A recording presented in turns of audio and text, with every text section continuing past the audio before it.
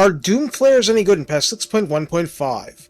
Now, recently-ish, these were changed to 8 entities on Ultra, and that change has immensely helped them, in my humble opinion. I have footage that really shows this off. Keep watching, you'll see it soon. First, the stat breakdown. Recruit for 1100 gold and 300 upkeep. Obviously some CA tinkering since Recruit is usually 4 times upkeep. On Ultra, the unit comes at 6,128 health spread between its 8 entities, leaving them pretty beefy for their size. Armor is 90 for each. Leadership 60 is no better than okay.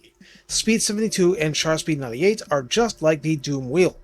Melee attack begins at 25, attack interval 4, splash icon size very large, so they'll dilute damage against everything, but characters and single entities, each entity has a max target damage of 2. So they're definitely meant to be used on the charge because they're effectively medium chariots, as opposed to light versus heavy chariots, 12 entities versus 4. Kinda sorta.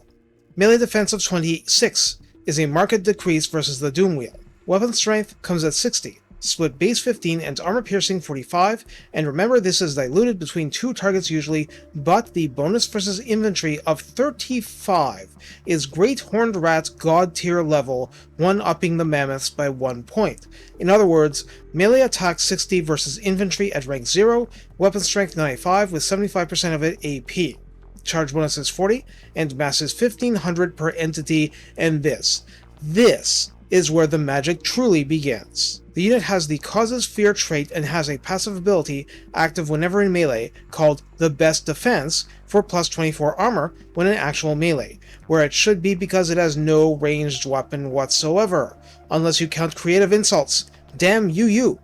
In the redline skills, Engineering skill returns for armor plus 12 and charge bonus plus 12% at 3 pips. Warp Smart adds leadership plus 5, not sure I mentioned that last time.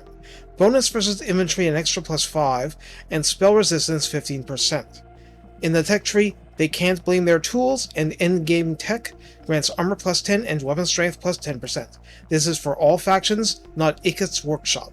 So how do we use the Doom-Flayers?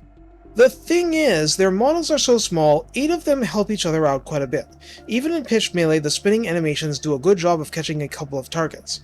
However, the small size also means they can overlap other units, and even each other, to great effect. And you'll see that footage here, and a Chaos Warriors unit's health bar go down as if by magic. Therefore, they synergize with themselves, and at least one of you commenters said this was more Doom stackable than the Doom Wheels. I respect that view. I'm sure you can mix them with quite a bit of things, just remember, no ranged weapon, so it's not like you'll want them to be your only weapon against city gates, but against infantry hordes. For more mobility and a fair bit of resilience to your own arsenal, these do their jobs admirably.